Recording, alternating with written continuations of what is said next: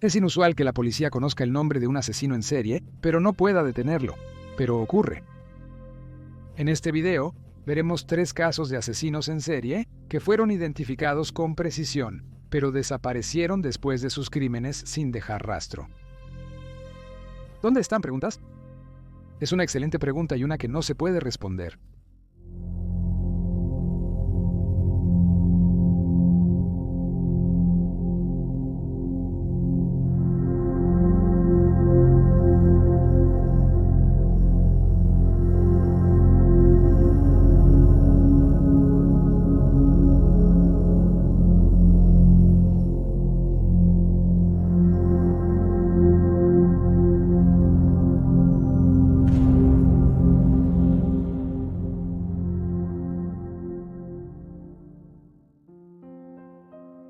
Alma Crawford.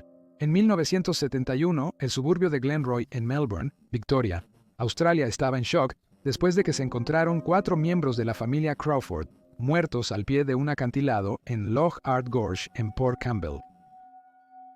Los fallecidos fueron identificados como Therese Crawford, embarazada, y sus 3 hijos: 12, James William, 8, y Karen Jean, 6.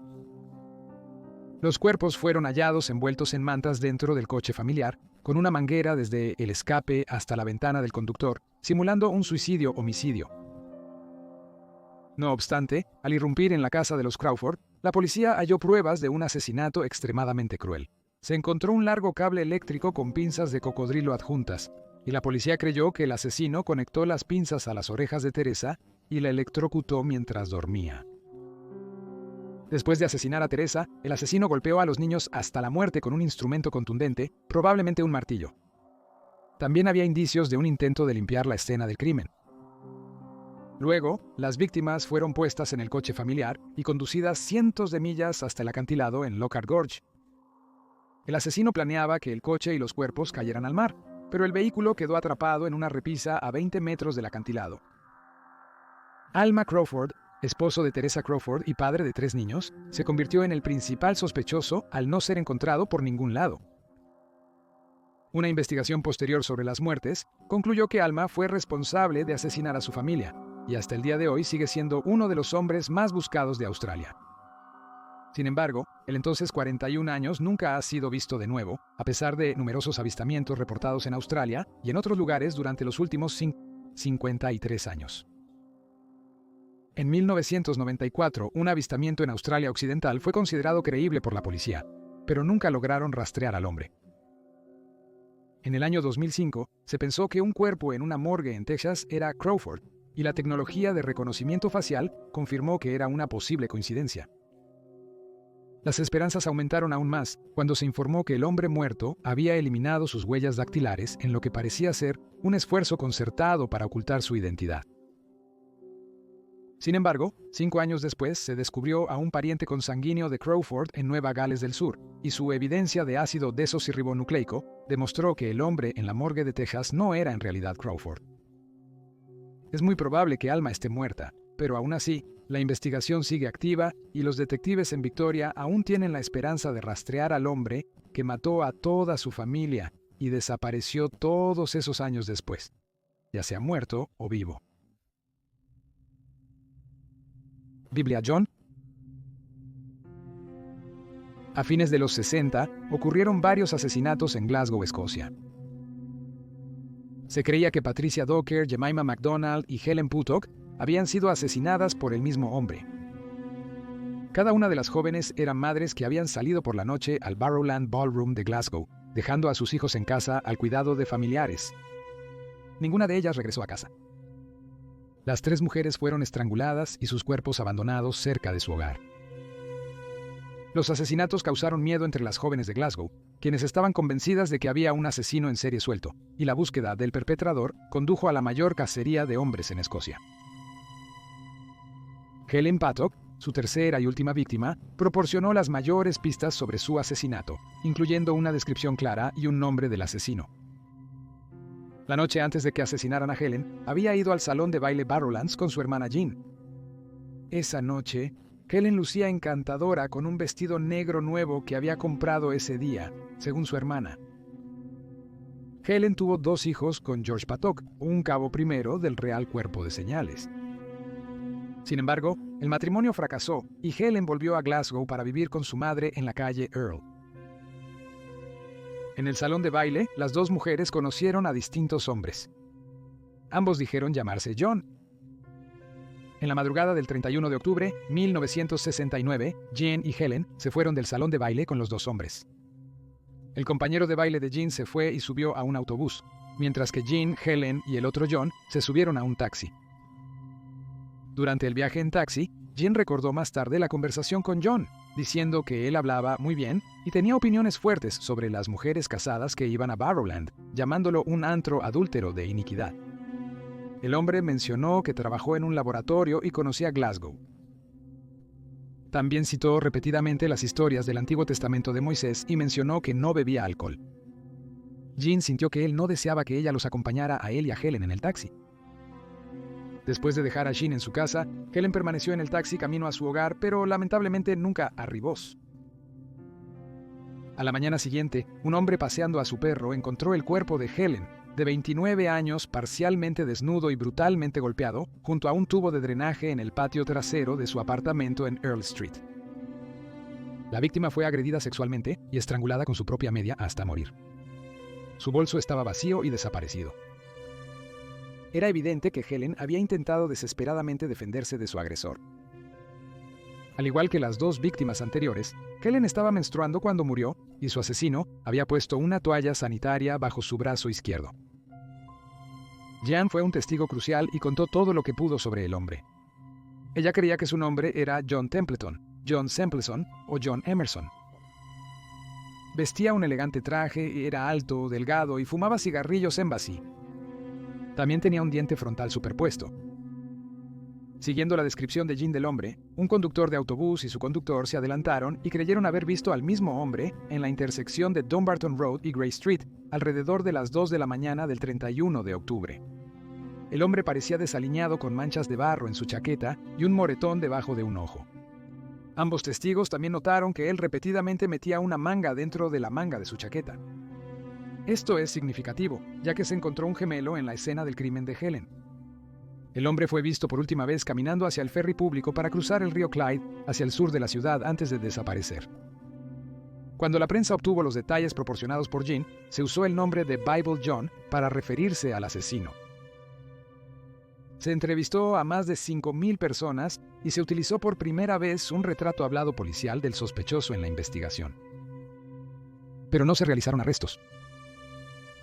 Aunque el cuerpo de un sospechoso fue exhumado cuando se reabrió el caso en 1995, fue descartado, ya que las pruebas no encontraron ácido desoxirribonucleico vinculado a los asesinatos. Con el tiempo, ha habido varios sospechosos y rumores de encubrimiento policial. Pero finalmente, más de 5 décadas después, el caso sigue sin resolverse. Probablemente fue el hombre en un taxi con Helen, quien desapareció en la noche sin ser capturado. Javier Pierre-Marie Dupont de Ligonnès. Javier Dupont de Ligonnès, su esposa Agnes y sus 4 hijos, Annie, Arthur, Thomas y Benoit, parecían ser la familia francesa perfecta. Javier y su esposa se casaron en los 80 y él adoptó a Arthur, el hijo de ella de 2 años. A pesar de que la familia de Javier era parte de la aristocracia francesa, la familia vivía en una casa modesta en el 55 Boulevard Robert Schumann, en Nantes, Francia. Javier trabajó como vendedor después de que varias de sus empresas fracasaran, mientras que Agnes trabajó como asistente en una escuela católica en Nantes. Sin embargo, la vida no parecía tan perfecta como se creía. Javier estaba en una terrible deuda que amenazaba el estilo de vida de su familia. Estos eventos condujeron a la caída de la familia. El 1 de abril de 2011, Arthur, de 20 años, dejó el colegio privado Saint Gabriel y no se presentó en su trabajo en la pizzería. Esto era totalmente inusual en él. Al día siguiente, Javier visitó varias tiendas locales y compró cemento, una pala y una azada. También compró 4 bolsas de cal de 10 kilogramos cada una. El domingo, 3 de abril, un vecino vio a Agnes y luego presenció a Javier metiendo grandes bolsas en su coche Citroën C5. Tarde esa noche, Javier, Agnes, Annie, Arthur y Benoit comieron en un restaurante local y fueron al cine. 2 días después, Javier cenó con Thomas, de 18 años, tras pedirle que volviera a casa desde lo de un amigo, diciendo que su madre había sufrido un accidente. Se cree en este punto que Javier ya había matado a Agnes y a sus otros 3 hijos.